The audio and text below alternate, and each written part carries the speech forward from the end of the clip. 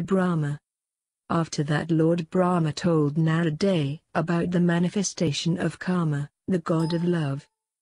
When I became infatuated by the divine beauty of Sandhya, my infatuation resulted into the manifestation of my another Manusputra named Kamadeva. His beauty and qualities were incomparable. His manifestation not only inflicted me with lust, but also my other Manusputras became filled up with lust. Kamadeva made salutations to me and asked as to what was his name and purpose of being. I gave him the name Pushpavan and instructed him to help in the process of procreation. I also blessed him that nobody would remain unaffected by his influence, including myself and Vishnu. After being named by Lord Brahma as Pushpavan, Kamadeva was also given various names as Manmath, Kama, Madan etc., by sages like Marich, etc. They also said to him that he would be married to Rati, the daughter of Daxurs. Kamadeva himself was infatuated with the beauty of Sandhya. To test the authenticity of Brahma's boon, Kamadeva took out his 5 arrows and wanted to examine their power. The names of their arrows were Harshan, Rochan, Mohan, Shoshan, and Maran. These arrows had effect on all the people present there, including Lord Brahma and Sandhya. Getting affected by those arrows, 49 types of thoughts emerged in Brahma's mind. Similarly, flaws were clearly visible in Sandhya's behavior. Kamadeva became convinced of his powers and capabilities. But Dharma, the Manusputra of Brahma, was saddened by this event. He prayed to Lord Shiva. When Lord Shiva saw the condition of Brahma, he became amused and made fun of him and his Manusputras. Everybody were ashamed. Due to his shame, Brahma perspired profusely. From his perspiration were created the Pitruganas.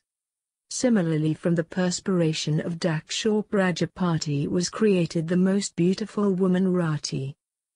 Brahma was very angry with Kamadeva because of whom he was ridiculed by Shiva. He cursed him and said, "You would be charred to death by the arrow of Shiva." Kamadeva became very scared and said that he was only testing the authenticity of his boon and he had no other evil intention. He also requested Brahma not to curse him. Feeling pity on him, Brahma consoled him that, although he would definitely get killed by the arrow of Shiva's sight, yet he would regain his physical body as soon as Shiva gets married. Lord Brahma then went to Brahmaloka. Daxurs requested Kamadeva to get married with his daughter Rati. Kamadeva was very pleased at this proposal. Both Kamadeva and Rati got married. Sandhya does penance and gets boon from Shiva. Sandhya was very ashamed of herself. For the atonement of her sin she decided to do penance. She went to Chandrabhaga mountain and commenced her tremendous penance. Lord Brahma then instructed Vasishtha to go to her in disguise and help in getting her initiated.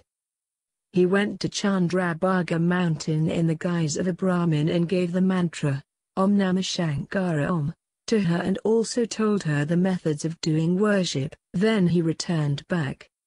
After sage Vasishtha, who was disguised as Brahman, went away, Sandhya did penance as per his instructions. After the passing of one Chattara Yuga, she had a darshan of Lord Shiva. Shiva, being pleased by her devotion, asked her to demand anything. Sandhya said, "Nobody should have lust towards the member of his own clan. There should be no virtuous and chaste woman greater than me in this whole world. Anybody other than my husband who looks at me with evil intentions become an impotent man."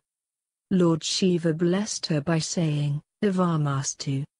Lord Shiva then categorized the lifespan of a man into 4 parts: childhood, adolescence, youth and old age.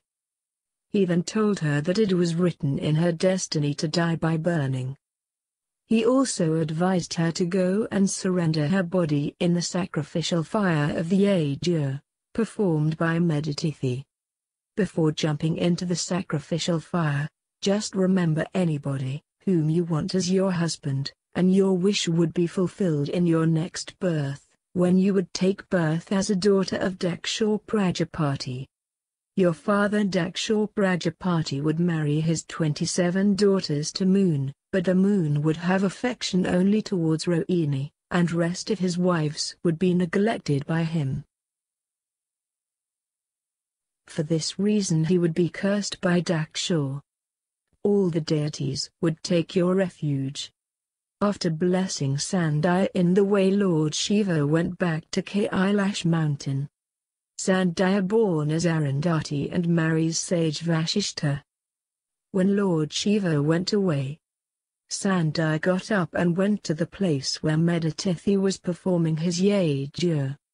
She made a mental resolution to have that Brahman as her husband, who in reality was Vasishtha, and then entered into the sacrificial fire. The fire of the yajna burned her body and carried it to the solar system, where it was divided by the sun god into 3 parts and established in his chariot. The names of these 3 parts were Prata Sandhya, Madhyana Sandhya, and Sayam Sandhya. Sandhya's vital force was absorbed by Lord Shiva. When the yajna ended, the sages were surprised to see the presence of a girl, who was radiating like gold in the sacrificial fire. They took out that girl child from the Uttara-khanda. The sages then brought up that girl with love and affection. She was named Arundhati. When she attained the age of 5, Brahma, Vishnu and Maha scribed and married her with Vasishtha. Arundhati enjoyed a happy life and became famous for her chastity. Brahma told Narada that since the day he was humiliated by Shiva, he had grudges against him and wanted to take revenge. I wanted to subdue the arrogance of Shiva by proving it to him that even he could be binded by attachment. I asked Daxurs and sages like Marich as to how this feat could be achieved. As a result, Rati and Kama manifested. I instructed Kama to influence Shiva by his powers. Kama agreed but requested me to create a suitably divine woman for Shiva. Myself and Daxurs became worried, and during that time we exhaled fragrant air through our nostrils, which resulted into the creation of spring season. The spring season was looking divinely beautiful in her physical form. I handed over her to Kama, and thus all the 3 of them, spring season, Kama and Rati, went to influence Lord Shiva, who was in his deep state of meditation. Creation of Morganas and Kama's futile attempts. Kama tried his best to bring Lord Shiva under his influence.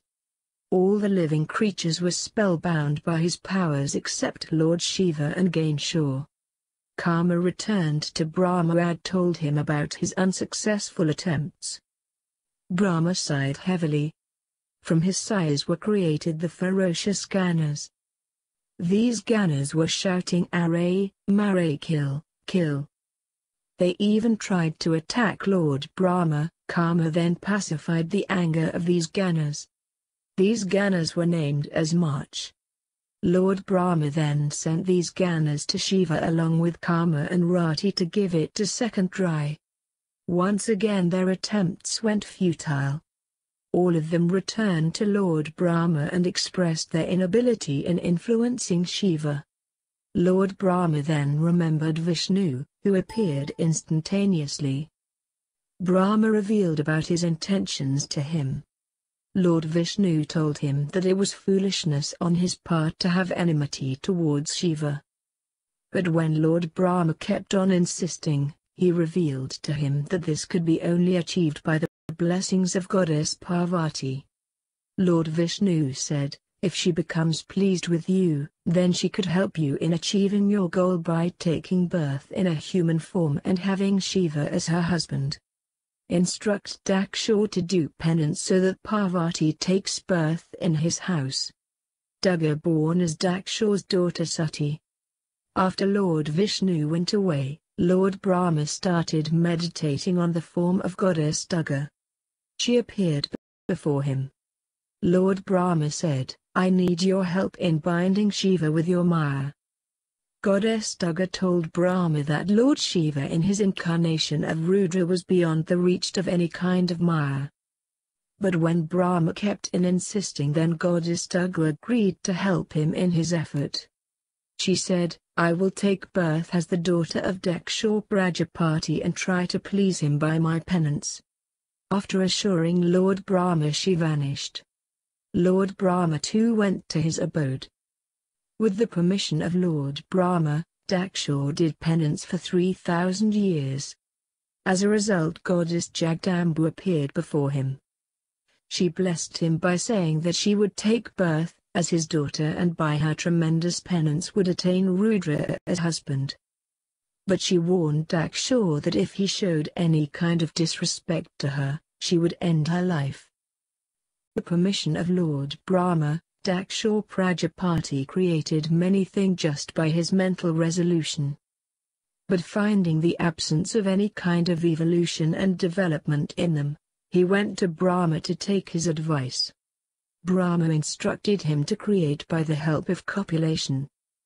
Daxurs Prajapati then married Sati, the daughter of Panchajan. 10,000 sons, including Haryasya, were born to them, but all of them were directed by Narada to follow the path of salvation. After that, Daxurs married Panchajani, from whom were born thousands of sons, but all of them followed the path of salvation and were not interested in creation. Narada was instructed in changing their mind. Daxurs Prajapati became very furious with Narada and cursed him to become an eternal wandered.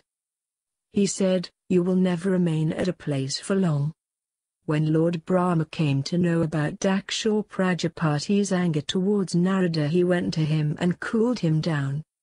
Subsequently 60 daughters were born to Daxurs. He married his 10 daughters with Dharma, 13 daughters with Kasyap, 27 daughters with Moon, 2 daughters with Bhutanjaras, 2 daughters with Krishashva and the remaining 6 daughters with Garuda. Daxurs mediated on the form of Bhagavati, and was instructed by her to do penance. Daxurs did a tremendous penance and thus was born Amma to Daxurs and Varani. Amma was brought up with great love and affection. Amma used to worship Lord Shiva by singing devotional songs in his praise. Sati does penance, Shiva marries Sati. When Sati attained marriageable age, Daxurs started worrying. Sati understood the reason behind her father's worried. She went to her mother Varani and expressed her desire of marrying Lord Shiva. Her mother made all the arrangements so that Sati could worship Shiva without any problem. Sati commenced her austerity named Nandavarata, which continued for a year. Being impressed by her austerities, all the deities descended down from heaven to see her. All the deities and the sages requested Lord Shiva to get married, but Shiva did not want to curtail his freedom by getting married. When the deities insisted, he told them to find a suitable match for him. Brahma and Vishnu told Shiva about the tremendous penance Amma was doing to him, Shiva, as her husband. They also requested him have to go to her, Amma, and fulfill her desire. Lord Shiva agreed. After Amma had accomplished her penance named Nandavarat, Lord Shiva appeared before her and asked her to demand anything. Amma, because of her shyness, could not say anything. Lord Shiva knew about her desire, so he said, "You will have me as your husband." Amma's face beamed with joy, but she shyly requested Lord Shiva to keep this proposal before Daxurs. Shiva agreed and said, "Take this too." He then went back to his abode, Kailash. Sati narrated the whole story to her parents. Both of them became very happy with this news. Lord Shiva then instructed Brahma to put a formal proposal to Daxurs regarding his marriage with Sati. Lord Brahma went and informed Daxurs about Lord Shiva's proposal. Daxurs was very happy at the proposal. Brahma then came back to Lord Shiva. Lord Shiva was anxiously waiting for his arrival. When Lord Brahma arrived, he curiously asked about Daxurs' response. When Lord Brahma told him about Daxurs' approval of the marriage, Shiva was very pleased at this. Lord Shiva proceeded towards Daxurs' abode on the auspicious moment of Falgun, Krishna Paksha, and on the 13th day of Falguni Nakshatra. Sitting on the back of Nandi and accompanied by all the deities including Lord Brahma, Vishnu, he reached Daxurs' residence. The marriage procession was received by Daxurs with great respect. Shiva married Sati in an auspicious lagna. Being pleased, all the deities eulogized Shiva and danced in joy. Lord Brahma faces the wrath of Shiva. Daxurs presented invaluable things to his daughter, Sati, as dowry. Similarly, the Brahmins were presented with large quantities of wealth. Lord Brahma was enchanted by the divine beauty of Sati. With a desire to see her face, he put logs of wood which were wet into the Yagni-khanda and poured ghee on them. As a result, the atmosphere was filled up with smoke. Now Brahma removed the piece of cloth which covered her face. He became infatuated by her beauty. When Lord Shiva discovered about his evil intentions, he ran towards him menacingly. Lord Shiva wanted to kill him, but the deities prayed to spare his life. Lord Vishnu eulogized and worshipped him, and only then his anger subdued. Thus Lord Brahma was forgiven by Shiva. Though Lord Shiva had forgiven Brahma, yet he instructed him to apologize by bowing down his head. Brahma did as he was instructed. Lord Shiva then established on his head. Brahma became ashamed and asked as to how could he atone for his sins. Lord Shiva instructed Brahma that by worshipping him he could appropriately atone for his sins. He then instructed Brahma to go to the earth where he would be worshipped as Rudraksha. Shiv said, "Your worship would help the Brahman in accomplishing every kinds of work. Taking lessons from you, people would not dare to have extramarital affairs." After reaching Kailash mountain, Lord Shiva instructed all his Ganas, attendants, not to disturb them, Shiva and Shakti. When all the Ganas went away, Shiva and Shakti enjoyed a blissful union for 25 years. When the rainy season arrived, Shakti requested Shiva to make a residence in such a place that they could not be disturbed by rain, etc. Lord Shiva smiled and said, "Dear Sati, the clouds and rain will not dare to disturb if you are present by my side, no matter wherever we live, even if we live on the peaks of Himalayas." Sati requested him to make Himalaya as his abode. Lord Shiva agreed, and both of them shifted to their new abode at Himalaya, where they lived for 10,000 years. Importance of devotion in Kali Yuga. Sati requested Lord Shiva to enlighten her mind by giving discourses. Shiva revealed to her the importance of devotion in the Kali Yuga. He said that the value of knowledge, jnana, and asceticism, vairagya, would diminish to the extent of extinction in the era of Kali, and only devotion would help the man in attaining liberation. Lord Shiva said, "I had burnt the time, Kala, for the benefit of the devotees, with my third eye. For the sake of my devotees, I even abandoned Ravana without any partiality. For the welfare of my devotees, I even instructed Nandi to punish sages Vyasa, who was exiled out of Kashi." Shiva preached on many topics like types of devotion, yantra, mantra, scriptures, etc. Sati's doubt about Sri Rama. Devashi Narada, who was listening to the divine tales of Shiva, narrated by Lord Brahma with rapt attention, requested him to describe about other characteristics of Shiva. Brahma said, once, Lord Shiva accompanied by Sati, arrived at Dandakaranya, where Sri Rama was wandering in search of a Sita, who had been abducted by Ravana. After walking for some time, Lord Shiva saw Sri Rama and Lakshman. Lord Shiva made salutations to Sri Rama. Sati was surprised at Shiva's behaviors. She asked Lord Shiva about the reason he made salutations to Sri Rama. Shiva told Sati that he, Sri Rama, was his deity and an incarnation of Lord Vishnu. But Sati was not satisfied by this reply. She wanted to test whether Sri Rama was really an incarnation of Lord Vishnu or not. She disguised herself as Sita and went to Sri Rama. But Sri Rama recognized her real identity and addressed her as mother. Sati was ashamed but asked Sri Rama as to why did Shiva made salutations to her. Sri Rama narrated the following story. Once, Lord Shiva requested Vishwakarma to construct a grand palace and a magnificent throne for him. When everything was ready, Shiva invited all the deities for the crowning ceremony of Lord Vishnu. Lord Vishnu was requested to be seated on the throne and was worshipped by all the deities including Shiva himself. He assured Lord Vishnu that all of his, Vishnu's, incarnations would be shown respected by his, Shiva's, devotees. Rama was the incarnation of Vishnu. Sati was now completely satisfied. She was also ashamed of herself that she had doubted Shiva's words. She went to Lord Shiva. Lord Shiva stopped looking at Sati, as her consort, because she had personified herself as Mother Sita. This fact was even corroborated by a heavenly voice.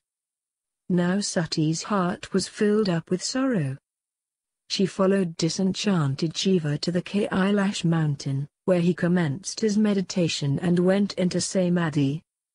She sat down without saying a word. When Lord Shiva came out from his Samadhi, he saw her still sitting there. He felt pity on her and drove away her guilt and sorrows by giving discourses. Daxurs' animosity towards Shiva performs yajna. Once, the sages organized a yajna at Prayaga, which was attended by all the deities. Lord Shiva too had come, accompanied by Sati. He was eulogized and worshipped by all the deities and the sages. Daxurs arrived there and after making salutations to Lord Brahma sat down without showing any kind of respect to Shiva. After that, all the deities and the sages came and made salutations to Daxurs, but Shiva sat where he was sitting. The ignorant Daxurs cursed Shiva that from now onwards his, Shiva's, share would not be kept in the yajna. At this Nandi, the vehicle of Shiva, became very angry and cursed Daxurs that from today onwards the Brahmins would fail to understand the essence of Vedas. Lord Shiva then pacified Nandi's anger and both of them went back to their abode. Daxurs too went back to his place with hatred towards Shiva. Daxurs organized a yajna at Kanakal in which everybody except Shiva and Sati were invited. Sage Dadichi arrived and not finding the seat for Shiva went back, saying that it was impossible to accomplish a yajna without Shiva. Then Daxurs commenced the yajna with the assistance of other sages who were present there. When Sati saw all the deities going happily, she became curious to know where they were going. She requested her companion to ask the moon as to where he was going in such a cheerful mood. The moon told her companion that they were going to attend the yajna ceremony, being organized by Daxurs. Sati was very surprised at this information. She went to Lord Shiva and sought his permission to go there. Lord Shiva then told Sati that her father did not invite them because of the animosity he was having towards him, Shiva. Sati became very furious and decided to go there to know about the reason why Daxurs was performing the yaja without inviting her husband, Shiva. Shiva sent Nandi and other Rudraganas as her escorts. Sati's dishonor gives up life. When Sati reached where Daxurs was performing his yaja, she met her mother and sisters. They met her with all the respect and honor. But Daxurs did not even cast a glance at her. Imitating him, many other people did the same. But Sati, not bothering about the disrespect shown to her, made salutations to both her parents. When she reached near the yaja mandap, she saw that shares of all the deities was there except that of Shiva. She became furious and asked her father as to why was Shiva not invited to the yaja. Daxurs then made fun of Shiva and cursed him. This made her more angry and she declared that she would give up her life in everybody's presence. After the declaration, her mind was engrossed by the thoughts of Shiva. Sati then sat in Padmasana and closed her eyes. By her yogic powers she united with Shiva and her lifeless body fell into the Uttara-khanda. This incident shocked everybody and the Rudraganas furiously picked up their weapons. Right then a heavenly voice was heard. "O mean Daxurs! Share on you! You are a sinner and a fool. Now you are certain to face the wrath of Shiva. Because of your act, the deities too will have to suffer." Daxurs became scared. He immediately started eulogizing Lord Vishnu. Virabhadra cuts off Daxurs' head. When Nandi informed Shiva about Sati's death, he became very furious. He angrily pulled out a lock of hair and dashed it against the mountain, which got divided into two parts. From one part manifested the valiant Virabhadra and from the other part Mahakali. Virabhadra and Mahakali were instructed by Shiva to destroy the yaja of Daxurs and to kill all the people who were present during the time of Sati's death, including the deities and the sages. After getting the instructions from Lord Shiva, Virabhadra marched with a huge army which included the mighty Shivaganas like Dakini, Bhairav and Kapilish etc. Goddess Kali joined him with her army which consisted of all her 9 incarnations like Katyayani etc. As the army marched on, numerous auspicious signs were visible. On the other hand, Daxurs experienced many inauspicious signs. His left eye, left arm and left thigh started throbbing. He saw the vultures flying over his head. He heard the sounds of jackals howling. Daxurs then prayed to Lord Vishnu to rescue him from the imminent wrath of Lord Shiva. Lord Vishnu preached Daxurs and said, "Daxurs, since you have committed the greatest sin by dishonoring Shiva and Sati, even I cannot prevent the calamities which you are certain to face." As Lord Vishnu was preaching Daxurs, suddenly there was a loud commotion.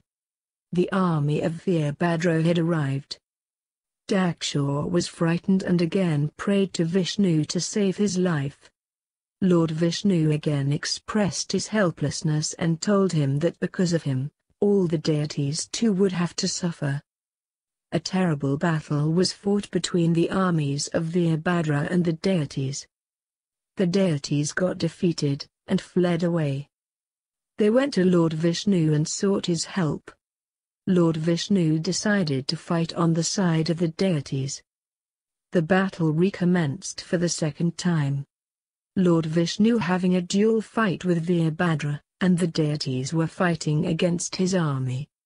Suddenly everybody heard a heavenly voice which said that Virabhadra was invincible.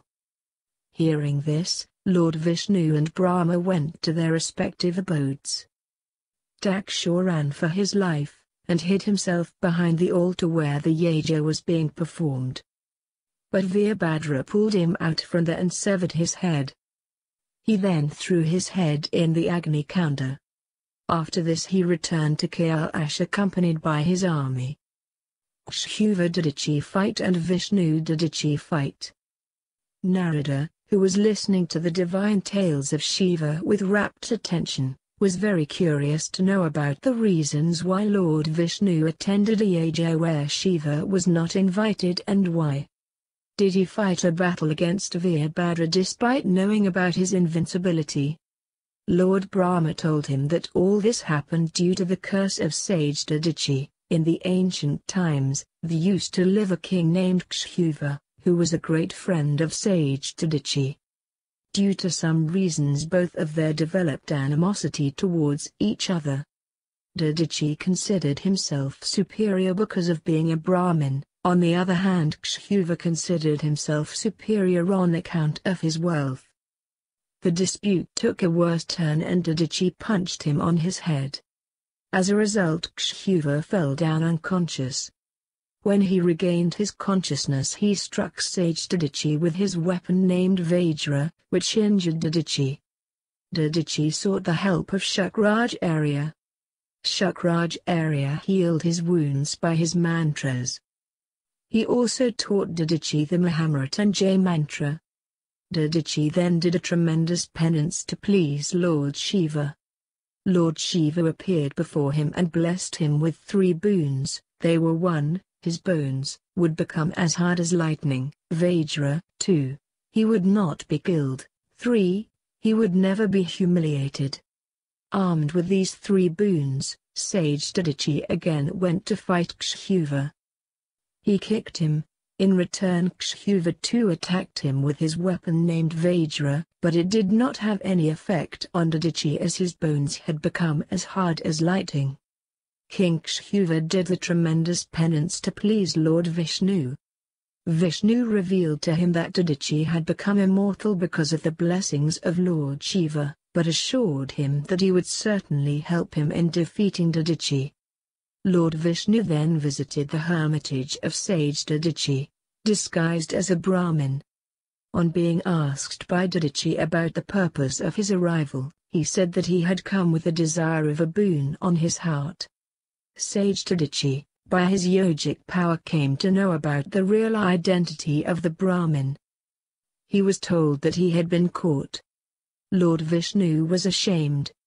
Lord Vishnu then went back to Shiva and instructed him to go to sage Dadichi and act as if he had accepted his superiority. Shiva went to sage Dadichi and did as he was instructed to do, but Dadichi did not believe his words. Now Lord Vishnu became angry and tried to kill him by his Sudarshan chakra, but he was not successful, as the chakra, which was given to him by Lord Shiva himself, was not willing to harm a devotee of Shiva. Lord Vishnu then tried to kill Dadichi by shooting volley of arrows. The deities too attacked with their weapon. Sage Dadichi threw a handful of kashal grass, initiated with mantras towards them, which destroyed all the weapons of the deities. In the meantime Lord Brahma arrived on the scene accompanied by Shiva. He told the deities that it was futile to fight with Dadichi as he was invincible, due to the boon given by Lord Shiva. Ultimately King Shiva begged his forgiveness for his offense. Dadichi forgave him but cursed Vishnu including all the deities that they would be burnt to ashes by the wrath of Rudra. This was the reason why all the deities and Lord Vishnu attended the yajna, organized by Daxurs and got defeated by Veerbhadra.